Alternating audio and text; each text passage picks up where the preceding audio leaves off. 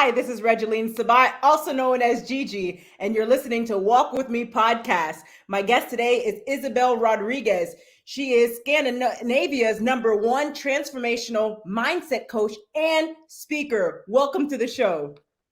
Thank you so much. Thank you for having me. And hello, everybody watching. I'm super excited to be here. Likewise, such an honor to have you here today, Isabell. Now, why don't you start off by telling us more about you and where are you from? Yeah, absolutely. Absolutely. It's a pleasure being here. I'm actually from Sweden in a little small town called Tyresö, but I'm living in Costa Rica. I'm married. I just had a baby son. He's actually 9 months, but for me, it's like he came yesterday, right? But I am a confident and mindset coach. I have also women's retreats here in Costa Rica for women entrepreneurs. And I have a movie about my life and my story, basically. It's called Say Something, and it won the Kristallen Award 2017 in Sweden, which you could probably compare to the Oscars in the States. I will tell you more about that too. But yeah, so my mission is to help women who have been through traumatic events such as abuse of any kind to overcome this, but not only that, but to transform it and use their story to something that is powerful. So that's basically what I do. Excellent. And you are also a domestic violence survivor and advocate. Tell us a little bit more about your experience. Yeah, so I grew up being abused by my stepfather from the age 11 to 15 years old. When it was around four years of mentally and physical abuse, mostly on my mom. We had to run away to a women's shelter. We had to rebuild our lives from scratch, basically. And I think that the time afterwards is almost even worse, hiding and not knowing what to expect and what to do. I would say living through the consequences of your trauma is almost harder. I didn't want to deal with my emotions. I was running away for years. I was hitting myself with alcohol and drugs. I didn't want to feel anything. I had so much hate and so much anger inside of me and resistance.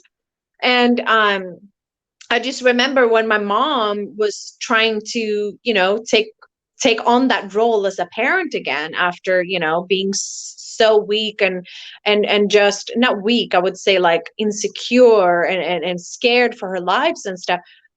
I couldn't really cope with it. I went against it. I was like, now you want to be my mother again and try to tell me what to do and not to do. So it was hard. It was hard to rebuild our relationship back after that abuse.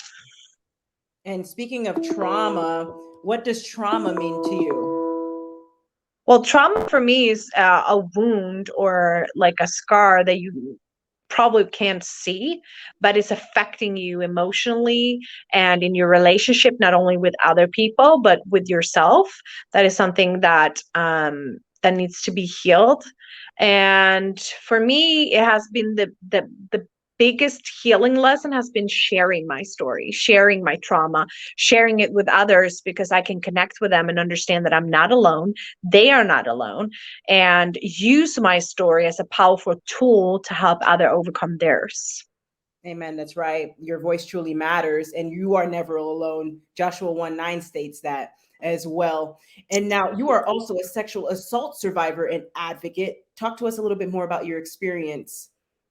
Yeah, well, basically, when I was from the age of 4 to around 5, I was sexually abused by my mother's my mom's boyfriend's son. So it was my step brother, basically, and I don't remember much of it, but I know that how my mom understood it was because I was in the car showing on a piece of ice cone, like an ice cream, on what I used to do with his private parts, and that's how she understood that. Oh my gosh, my daughter is being sexually abused, and it affected me later on in my life and subconsciously, very much, and that's basically how she find it out.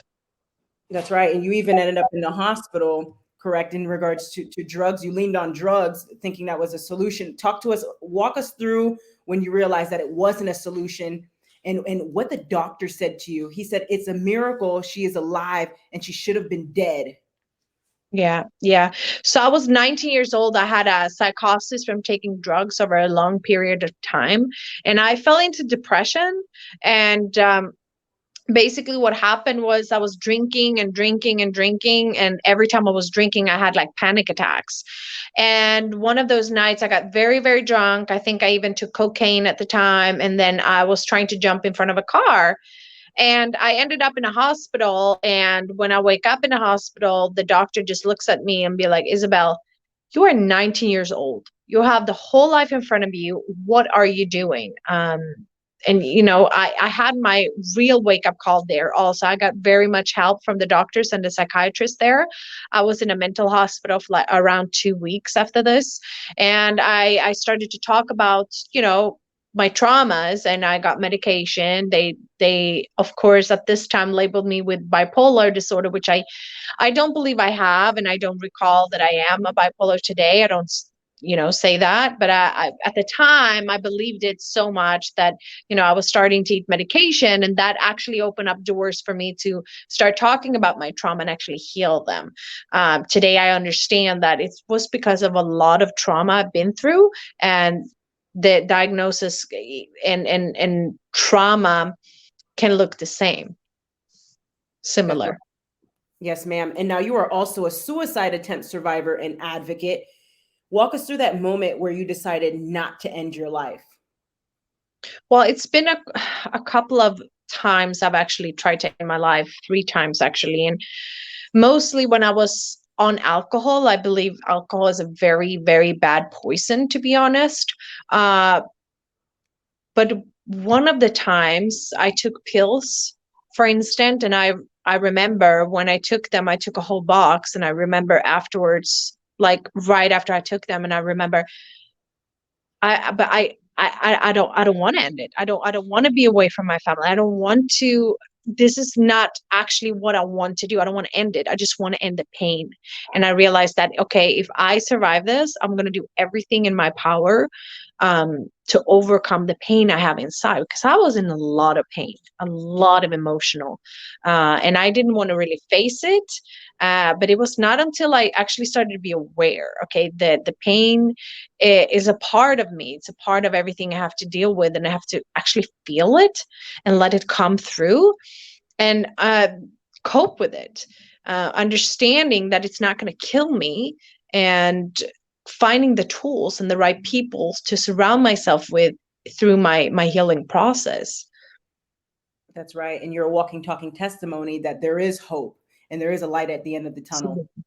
Absolutely, absolutely. No matter what you're going through, the lowest part of your life, everything happens to you because you specifically are ready to handle such thing, to build a strength to accomplish something bigger. And that's what I believe. Amen. That's right. And now you are also the founder of Rebuild Your Life program. Talk to us a little bit more about your program. Yeah. So along my journey of healing, I started to study with Bob Proctor, if you know who that is, Bob Proctor. And I went into a mentorship program with Kane and Alessia Minkus.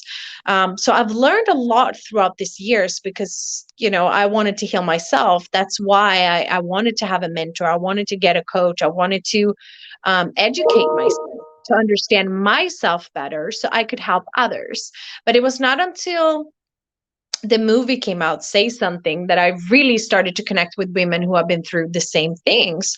And I started to see a pattern. I started to see that we're going through basically the same pattern after going through abuse. We become very insecure. We start doubting ourselves, building up that confidence. And that's what I put into my program, Rebuild Your Life. So it's all about the mind, body, and finances, because a lot of women who have been through abuse struggle finances wise, because the men have controlled their finances for a long time because they don't want them to leave. So it's all about connecting with your mind, which goes hand in hand with your body, and then also your finances. So in that program, you will learn all three of them. That's right. And I agree. And I truly believe in our society, it needs to be discussed more in regards to the financial component and how it intertwines with domestic violence, because there is a lot of folks who go through financial abuse who are domestic violence victims. Absolutely, absolutely. And I talked to my very dear friend. Her name is Agape. She's an incredible woman, survivor of domestic violence as well, and she's working really hard to help women in need right at this moment in the United States. And she was also talking. No, also another woman actually mentioned to me something about crypto together with domestic violence cases, because you can actually have a wallet on your phone without no access, no card neither or anything, and you can start saving up money that way to actually be able to escape. Right. Very powerful. Now, Isabell, what gives you the most joy? Oh, my son, without a doubt. My son and my husband. Waking up beside my husband, seeing my son smile when he learns new things, or when he's trying to tell me something, you know, that that gives me the most joy. But apart from that, working with women and actually seeing the success that they're having in their lives, moving forward, starting to believe in themselves again, gaining that confidence back, that is absolutely beautiful. I love it. Now, Isabell, where can the audience find you? Yeah, so they can always go to my website, which is www.izzyrodriguez.com, or you can find me on Instagram at izzyrodriguez_, or email me at info@izzyrodriguez.com. I love it. Ladies and gentlemen, make sure to check out Izzy on all of her social media platforms. And thank you again for being a guest on Walk With Me podcast. You have a blessed day.